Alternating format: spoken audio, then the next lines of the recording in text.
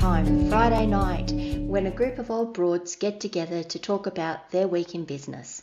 Hope you had a good one too. Hello, hello, hello. Merry Christmas, Tiffy time. It is a Merry Christmas, Tiffy time. You are getting a bonus episode because we're being very generous. Well, we're feeling generous and we feel like celebrating. Because seriously, who would have thought we'd get to this time of the year given the last few weeks? And as promised, Christmas earrings, headband, Christmas t-shirt. Christmas gin. Absolutely Christmas gin. Absolutely. I thought you had Baileys. I will have Baileys. I figured that I might start with something a little more safer. Okay. And then I will have Baileys We'll later. progress to the Baileys. Yes, I also have my bottle of champagne sitting next to me. Oh, sorry, it's sparkling wine sitting next to me. I thought I'd have one gin. And it's a very special gin, this one. This one's from Uncle's Distillery here on the Atherton Tablelands. And it is a smoked gin. I don't think I've had a smoked gin. No, I haven't had a smoked gin until I had this one. So if you can imagine bush smoke, you know how bush smoke smells? They've managed to instill that into the gin. It's amazing. But you can only have one. Because if you have more, it's too much. Oh, so you can only have one gin? Well, one of those gins. I've got other gins. I like my gin, sorry. Me too. I've just got a standard Bombay Sapphire gin. That's a good gin anyway. That is a great gin. Very nice gin. Yes, and get it with a good tonic and we're right to go. A bit of lemon, right to go. Yep, I've squirted lemon juice in it, so it's got that. It's got that nice flavour, which is good. So yes, so Christmas time. I'm so glad we're here. I cannot believe that it is Christmas already. I keep saying to Dad, how the hell has this happened? But we're here. How long have you been up there for now? Since September. So 1st of December would have been 3 months. 1st of September, 1st of October, 1st of November. Yeah, 3 months. Just nearly 4 months now. Yeah, wow. I've been here.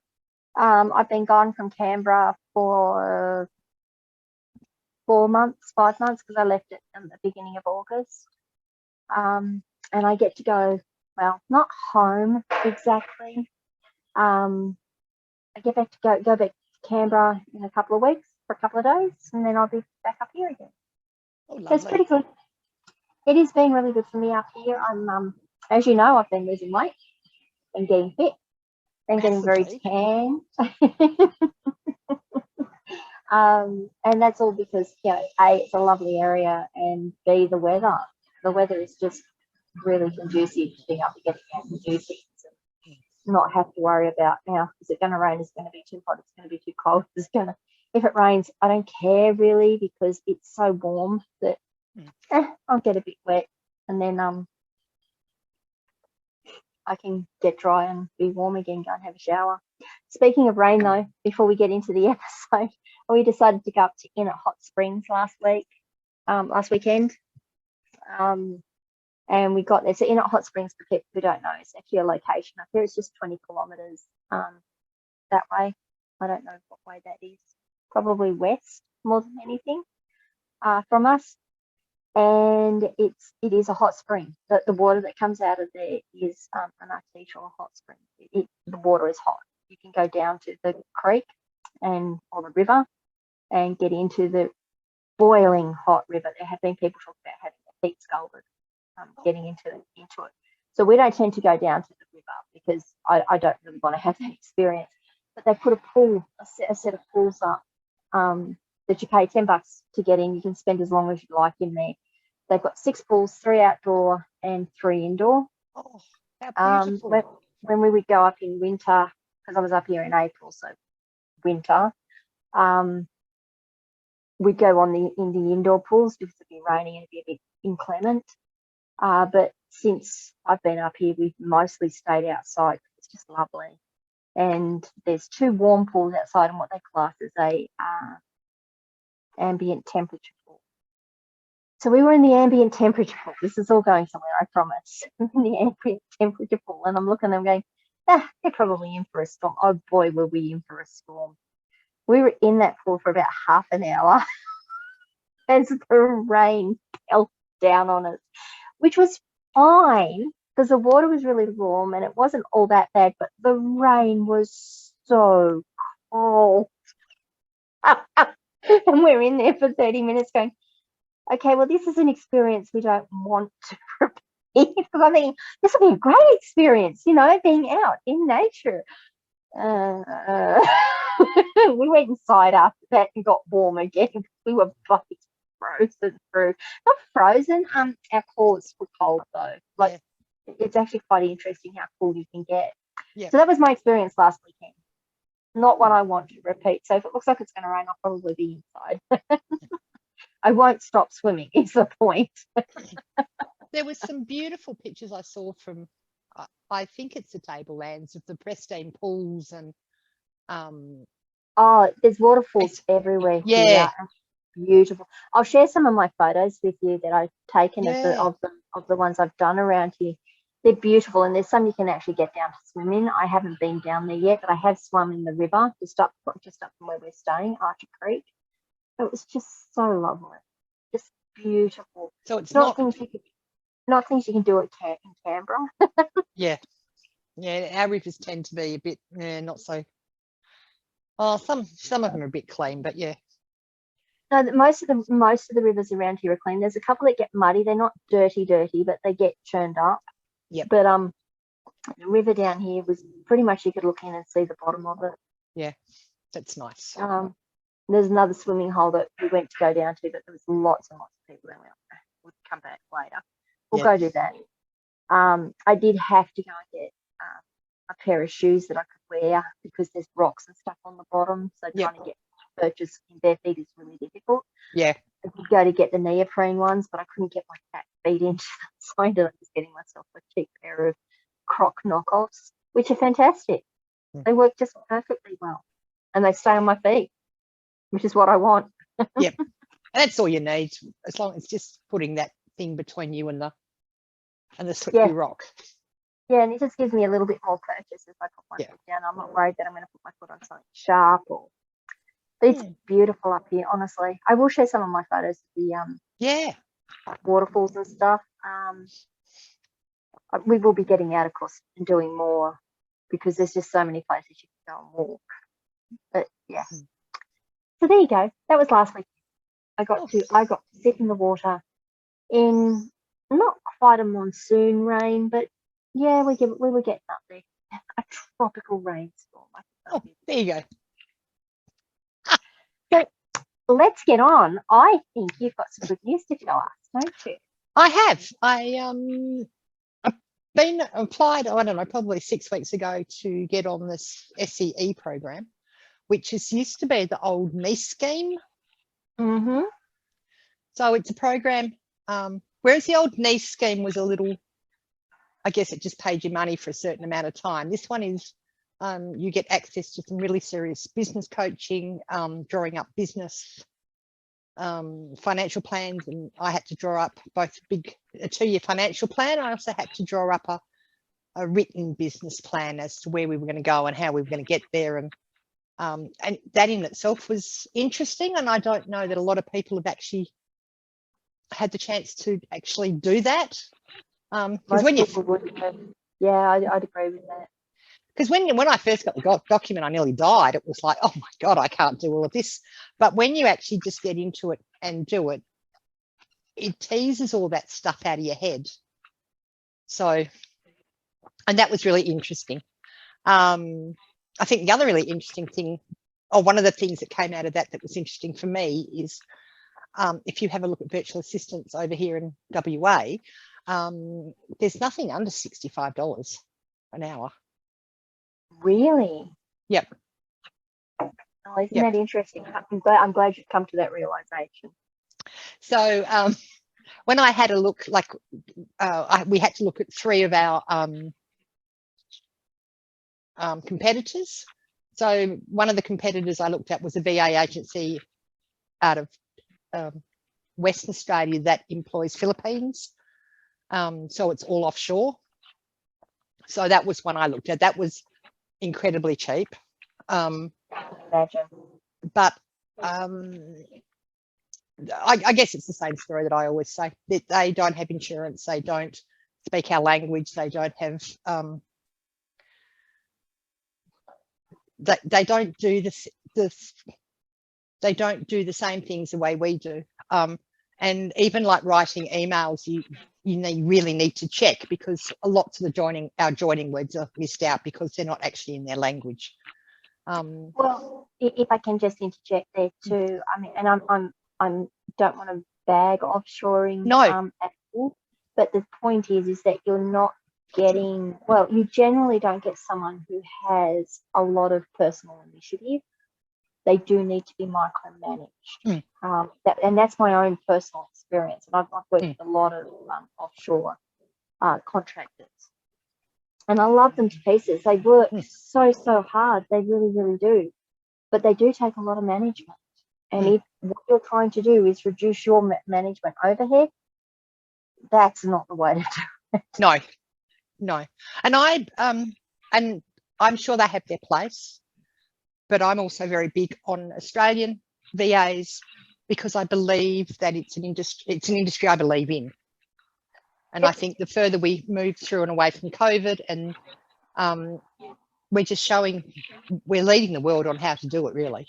I feel we are. Isn't that interesting? Yeah.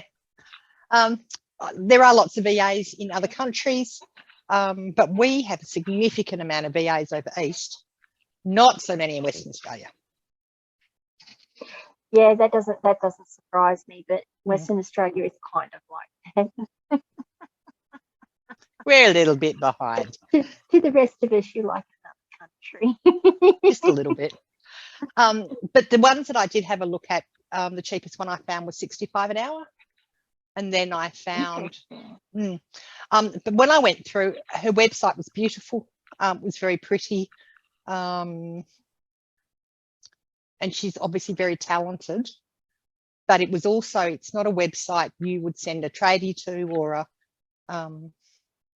So who would you say her target audience was based on that? I would think middle-aged women who are running their own business.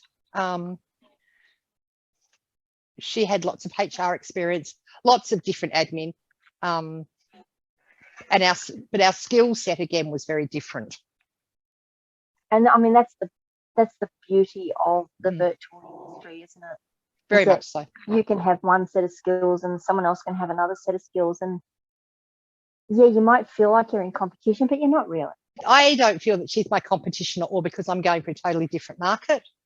And I'm sure there are women tradies out there who would like what she's offering too. But I'm sure there's also women tradies out there who really just want someone to answer their phone and do their bookings while they're knee deep in sewerage or on a roof running cable, or in a roof running cable, or yes, yeah, yep, under the sink replacing shelving. Yeah, doing what they do. The other one I looked at, hers was $75 an hour. Again, very skilled, very talented, very big on policies and procedures and HR and all of that side of it. So the more that really strikes me more as business management. I think she did offer that as well. But when I read through her website, I've actually taken note of who she is, because she would be someone that if someone came to me and they had some issues around HR, she would be, after reading through her bio, she'd be someone I'd say, hey, go and talk to her. I think she would be able to help you. So again, not someone I think I'm in competition with. Yeah, I think that it's more someone I would be able to send people to. And again, lovely website, but not competition. Good, good. But you've got an idea of where your rate should sit, which is a good thing. Yes. And that all comes from applying to be on this program. Yes. Yep. So But congratulations. I'm so stoked for you. I really, really am. yeah, it takes the pressure off. I've been very big on trying to do profit first for my bookkeeping, which means that only 40% of everything I make comes to me, and that gets a bit tricky to live off, especially when you look like you're going to, you're paying When you have rent. slow months, and Yeah. you have a slow month or someone's slow in paying, it gets tight. Oh, gosh, it gets, yeah. Christmas, I've noticed people are a bit slow in paying. So, Sorry. no, not you. No, not you. But and I do know that it's been a tough year for everyone.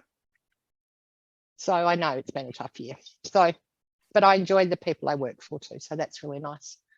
But yes, there is a price rise coming up. I probably should go and drink some more. I think you should. And I have March flies. Oh, you can keep those little horrors. Yes, little darlings. So well done. Well, congratulations. I am so stoked to see it. I would absolutely love to see the business plan that you create, and what you get out of it. I don't know if I told you, I actually used to coach people on the NEATS program. Yes, you did. Many, many, many years ago. And it was ever so rewarding. It was really, really good. There was a couple there that, eventually I had to say, look, I'm sorry. You're not putting in the work. I can only help you if you put in the work. You're not putting in the work. But the ones that did put in the work, I still keep in touch with a lot of them because they all have their own businesses now. And they still have their own businesses even after. That's got to be 10 years ago I did that. Wow. Yeah. Yeah. So congratulations. I'm so pleased. Thank you. And I think the business coaching and mentoring side of it is just huge. Business mentoring and coaching is something that's way out of my price league. So to actually have someone every month that I can go, this is what we're doing, this is how we're doing it. No, we're going to, try this way. And just someone who's going to, I guess, hold us a little bit accountable too. We've put it down. Isn't it? Yeah. Accountability is a big one, isn't it? So I've kind of put down what I'm planning to make each month. So it's going to be interesting to see if we can meet it. So I hope it's given you enough of a stretch, but it's not going to make you go, oh my God, that's so unachievable. No, I actually had it up too high, and he sort of said, I think we need to lower it. He said, because you're just going to put yourself under too much pressure. And he said, and if at the end of the quarter you've not met it, he said, we have to do some serious restructuring. He said, and it's much better if we just go slow and build. He said, the trick is by the end of the 9 months, when the payments stop, is that you won't miss them. You'll be making enough. Good. So that would be. So that's what the plan is. Fantastic. Right? Right. That's fantastic. So I'm pleased, excited. You should be. I mean, there's a lot of work to get you that far and to get the approvals happening. Yep. Excuse me, I'm being bitten here. It's not funny, but this is what happens when you live in the tropics. Have you not got citronella under your feet? I forgot to put my spray on before I came down. What about the coils that you put on the ground? No, I didn't put any on, and normally I have Bushman's on about this time. Bushman's repellent. Yeah, okay. That stuff fumigates you when you use it. Oh dear, it works. Right, okay. So let's talk about what we're going to be doing across the break, because that's always of interest to me, is how do independent business owners and small micro businesses like yourself and myself handle the Christmas break, because we're always on. We are always on. So what are your plans? I'm not closing down, because one of my main clients we do the phones for, so we're doing them through Christmas. We'll still have to do our little bit of, I don't know, legwork, I guess, to get a few things across the line, and make sure that the phones are still running for people who have queries, payments, that type of stuff. Yeah, I guess the other ones will just, general public holidays we won't work, and that will be a first. What a shock. I know, it's like, oh my goodness. So yeah, so we've pretty much gotten to the 11th, I think. So I've got some really big dreams of getting some zero practice in. Our friend Katie's gonna teach me zero till I'm sleeping with it. Fabulous. Well, don't forget you've got mine sitting there that you can play with. Yes. And So I'm there's going a few things that you need to look at for me. I keep looking at it going, I need to look I know. at it. So, I'll get Gail to do it. So your PayPal issue, I'm taking to Katie. Mm-hmm. Remember the PayPal one? Yep. Yeah. That was the credit that isn't showing that we Yes. can't. Oh, yes. Yes. Yep. That one. There's a couple of, I've got an overpayment sitting there in one of the accounts, and one of the transfers between currencies didn't go through properly. So that was just in zero, like it's all gone through. I'm like, oh, it doesn't matter. If I need to just go back and delete transactions and redo them, I will. But I'd rather leave them there at the moment and see what happens so we know how to fix it. So I will at some point get your bank statements, please, and we'll do some reconciliations on it. You have access to get from my bank? Yep, I do. So we'll do the reconciliations and get them already, because my guess is your accountant will want to do your BAS at the end of December. I have no idea. I've got to get in touch with my accountant. I love my accountants because they're very, very good. They're just very, very busy because they are very, very good. Okay, well we can sort that out. And if we end up doing my BAS, and you help me get it together and I submit it. I can always get Katie to supervise me. I just need your permission to do that, and then Katie can do it. It's all above board and everything's done right. There you go. I'm honestly not stressed about it. No, I didn't think you were. My BAS is going to be all that complicated. No, it won't be complicated, but we need to put the checks and balances in place so that it all does add up and we can look at this and go, yeah, well, this is all right. Yep, I agree. And my plan is to actually go and sit at Katie's. Katie's really ill at the moment. She got COVID. And then she got a bacterial infection straight afterwards. Oh no. So she's on antibiotics and she's got no voice and she can't yell at me. I hope she gets a bit of a Christmas break though, because she's going to need it. Yeah. Yep. But my plan is get some zero practice in. That's good. Yeah. So I'm going to go and sit at her place and just play with everyone's accounts. And when something I can't do, rather than sit here and twiddle my thumbs, it'll be Katie. Let's sort this now. So I'm looking forward to that. Excellent. So I'm taking a break. And when I say I'm taking a break, I've got my team, my skeleton team on to address urgent and important issues. Yep. We'll be doing our updates and such. But I'm really going to be using this period as catch up. There's a couple of personal projects that I want to handle. Personal coding projects that I've been working with my group on the side over the last couple of years, and I really, really need to get this finished or at least moved along, so I might get some of that done. I'm pretty certain Dad and I are going to go and do some touring around and go do some bushwalks and swimming, and but up until about probably after I get back to Canberra, which is really only the 7th or the 8th of January, which isn't very long. No, that's the first week. I'm going to be, I'm trying to stay off the grid as much as I can. Now, there'll be things that will require my attention, and that's fine. I understand that, but I'm really looking forward to this period. I really am. When was the last time you took time off, Charlie? I normally, it sounds stupid. I normally get a day or two every so often. But a period where I can say, no, I'm just not working. No, not even. I mean, when I came across from Darwin to here, we'd go through those little towns and my notifications would be going off. It'd be saying the day, drive slow, drive slow, drive slow. Yeah. And I'd have to catch up on everything. So, I might have had a day or two where I didn't do anything, but that wasn't because I had the day off. It's just because I didn't have connectivity. Yeah. And then I'd have to catch up on all of that when I hit, what would you call that?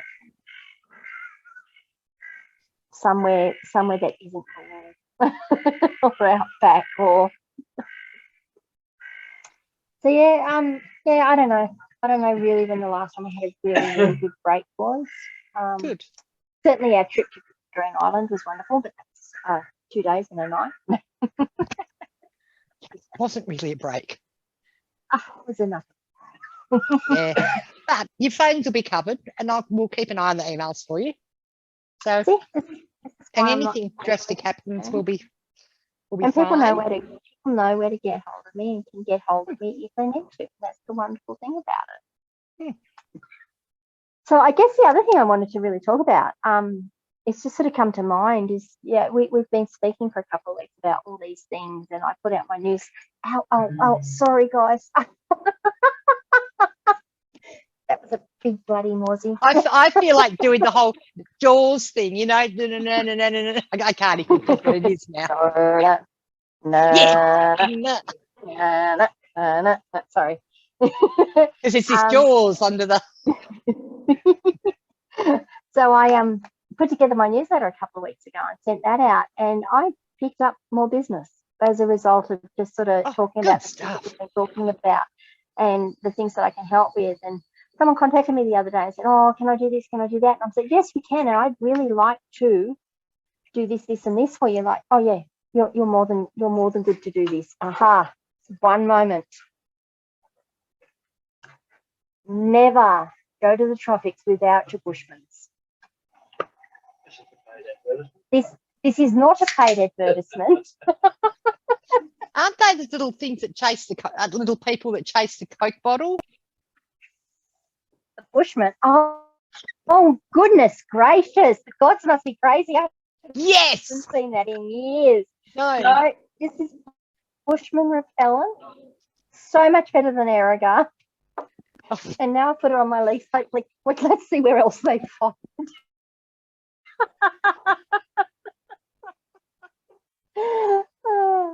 So it's actually really, really good to say and to show people that when you start talking again about what it is you're doing and the things you're doing, you start to create conversations. And as long as you're prepared to step on and say, I would also like to do this. It's okay if you don't want me to. That's fine. There's no bad blood about it. The amount of people that will say, yeah, because we trust you, go for it. So it's been a really good. I've got to say, since September, it's been fantastic. I mean, it was good before that, but since September, it's been fantastic. So there you go. It is exciting.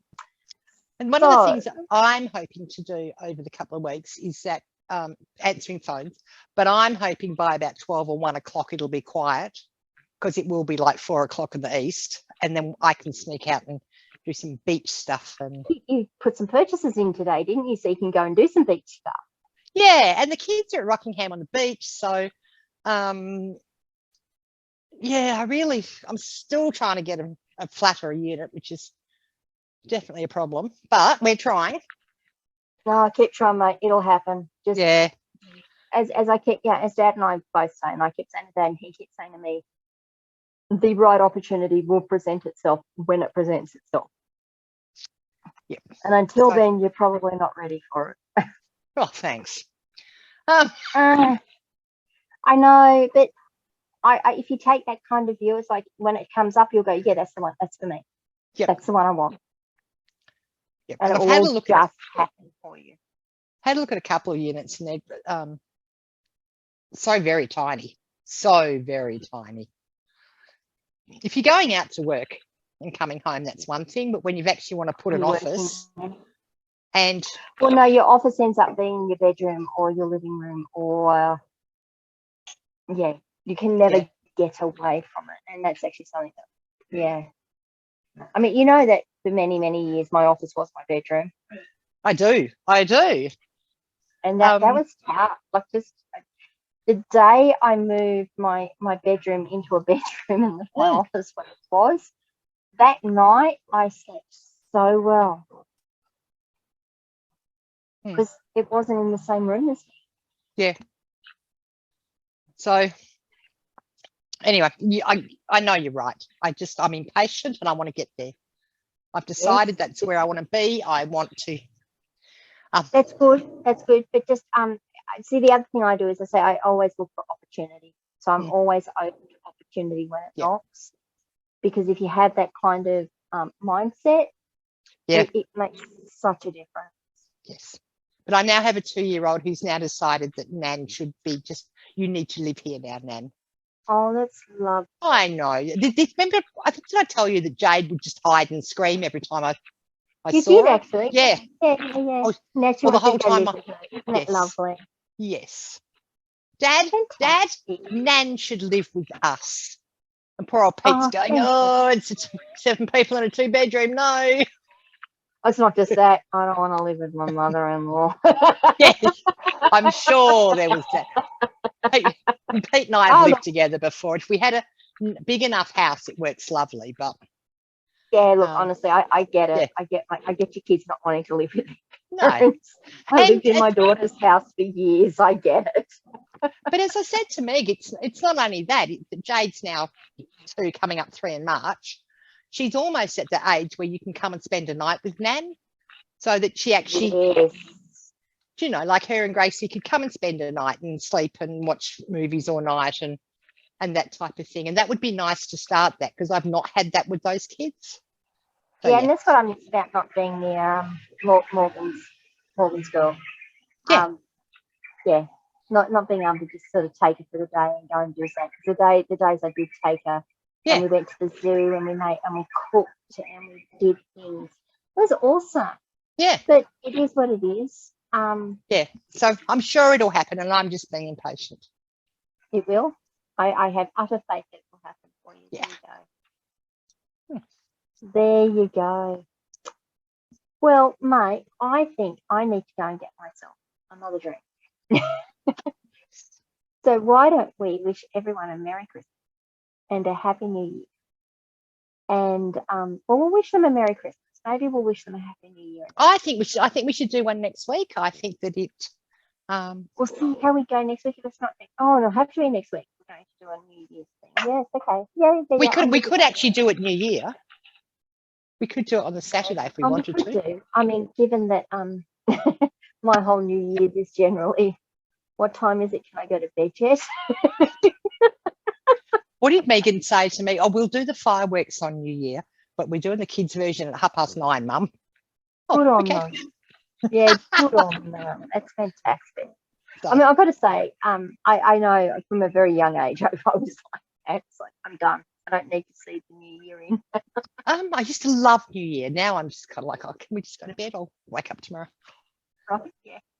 I used to send out. I normally just send out my text messages just before I go to sleep. Hello, all goodbye, the ones when I wake up in the morning. That's it. All right. Well, Merry Christmas to everyone. Merry Christmas. Happy holidays. Thank you everyone for your support throughout the year. It's absolutely fantastic. We are so I'm going to humbled. Use the word. Yeah, humbled and blessed. Absolutely blessed. I think so. To have you all around. So from our team to yours and our families to yours, Merry Christmas. And before we sign off, I am going to remind everyone to like and subscribe. Hit the little notification bell so that you get notified of any other episodes we put up. And we'll see you in, hopefully, next week. Bye, guys. Bye. And that brings us to the end of Tiffy time for the week. We hope you've enjoyed the episode, and we hope you join us next week. See you later, guys.